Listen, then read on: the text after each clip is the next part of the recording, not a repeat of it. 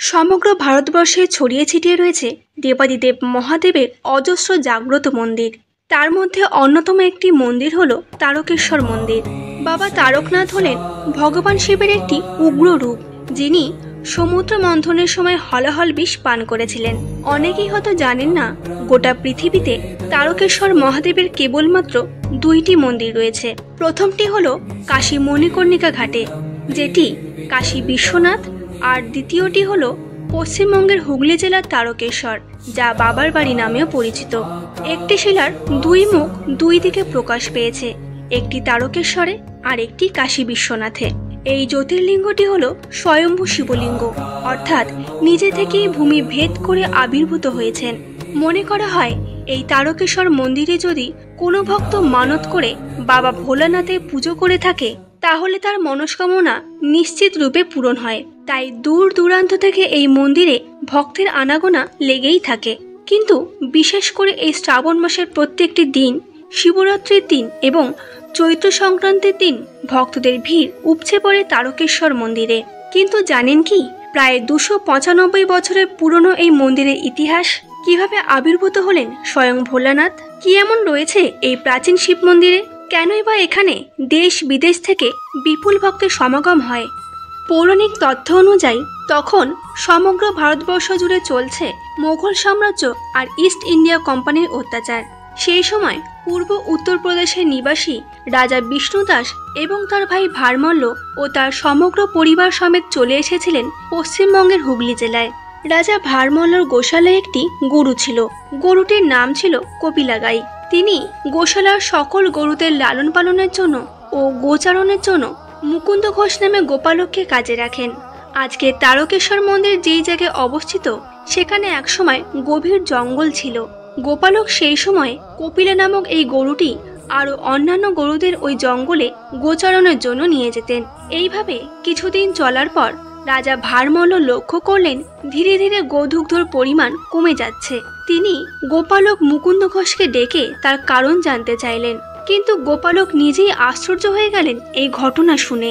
এই ঘটনার সঠিক উত্তর গোপালক দিতে না পারায় রাজা ভারমল্ল ক্রুদ্ধ হয়ে ওঠেন এবং তাকে সন্দেহ করতে লাগলেন। রাজা ভারমল্ল ভাবেন মুকুন্দ ঘোষই হয়তো দুধ চুরি করছেন। দুঃখ এবং অভিমান নিয়ে গোপালক মুকুন্দ ঘোষ মনে মনে ঠিক করলেন এই গোদুগ্ধ কমে যাওয়ার সঠিক কারণ তিনি যেভাবেই হোক খুঁজে বের করবেন। এরপরে মুকুন্দ ঘোষ প্রতিদিনের মতোই সেদিনও সকল গরুদের জঙ্গলে নিয়ে যায়। কিন্তু সকল গরু সেখানে থাকলেও কপিলা নামক গাভীটি জঙ্গলের ভিতর প্রবেশ করে। তখন মুকুন্দ ঘোষ কপিলা গাভীর পিছু নিয়ে জঙ্গলের ভিতর প্রবেশ করেন। তার নজরে পড়ল বনের ভিতরে খুব সুন্দর একটি কালো কুচকুচে পাথর আছে, কিন্তু ওই পাথরটিতে একটি ফাটলও রয়েছে। এরপর তিনি দেখেন কপিলা নামক গরুটি সেই কালো পাথরের ওপর দাঁড়িয়ে গোদুগ্ধ নিঃসৃত করছে। ঘটনাটি দেখে গোপালক বাকরুদ্ধ হয়ে গেলেন এবং সম্পূর্ণ ঘটনাটি রাজা ভারমল্লকে জানালেন। রাজা ভারমল্ল ঘটনাটি অবিশ্বাস করলেন, তাই স্বচক্ষে দেখার জন্য তিনি নিজে জঙ্গলে গেলেন এবং সেই কালো চকচকে পাথরটি দেখলেন। তারপর তিনি ঠিক করলেন পাথরটিকে রাজপ্রাসাদে নিয়ে যাবেন। সেই কারণেই বেশ কিছু লোক নিযুক্ত করলেন মাটি খনন করে সেই পাথরটিকে তোলার জন্য। কিন্তু আশ্চর্যের বিষয় হলো, শিলাটিকে তুলে আনার জন্য রাজার লোকেরা প্রথম দিন 50 হাত খনন করার পরেও এর ভিত্তি খুঁজে না পেয়ে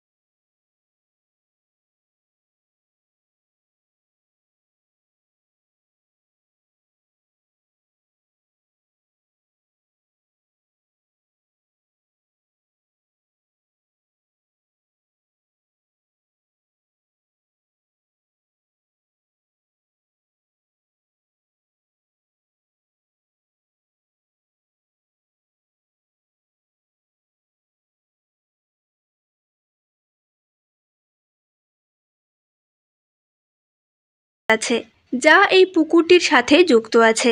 বাবা তারকনাথকে অভিষেক করা দুধ এই সরোবরে এসে পড়ত, সেই কারণেই এই সরোবরের জলের রং সাদা হয়ে থাকতো। তাই এই সরোবরের নাম দেওয়া হয়েছিল দুধ পুকুর। তবে বর্তমানে এই সরোবরের আকৃতি বেড়ে যাওয়ায় এবং নিয়মিত পরিষ্কার হওয়ায় জলের রং কিন্তু আর সাদা না দেখা গেলেও এই পুকুরের নাম আজও দুধ পুকুরই রয়ে গেছে। শোনা যায় এই পুকুরে ডুব দিয়ে স্নান করলে সমস্ত রোগ মুক্ত হয় এবং মনস্কামনা পূর্ণ হয়। তাই বাবার মাথায় জল ঢালার জন্য আগত সমস্ত পুণ্যার্থীরা এই স্থানে এসে সর্বপ্রথম এই পুকুরে স্নান করে শুদ্ধ হয়ে তারপরই যায় বাবা তারকনাথের পুজো দিতে। কেমন লাগলো আমাদের আজকের আয়োজন? ভালো লাগলে অবশ্যই লাইক করতে ভুলবেন না। ফিরে আসবো আবার অন্য কোনো তথ্য নিয়ে। ততক্ষণ ভালো থাকবেন এবং এই রকম আরও সনাতন ধর্ম সম্পর্কিত ভিডিও পেতে আমাদের পুরাণ কাহিনীর সাথে থাকুন। ধন্যবাদ।